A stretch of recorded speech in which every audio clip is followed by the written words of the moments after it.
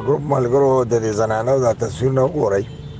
دا اوس نن په ډي 3 سټریټ نمبر 15 فیز 1 دا ورننوتې وې او زنانې وتړلې او المارۍ کولاو کړې وې.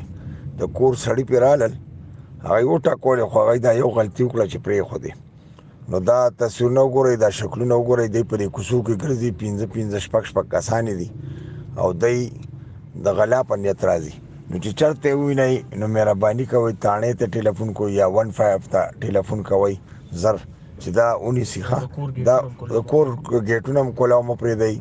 زما علما آیت آباد ته هم خواست دی چې خاص کر رفیع الله صاحب ته چې هغه د علماو په دې ګروپ کې دا شیر کړي چې خلکو ته ووایي چې مهرباني کوئ د کولاو ګیټونه مه پرېږدئ او که دا خلک ووینئ نو پولیس ته ټلیفون کوئ.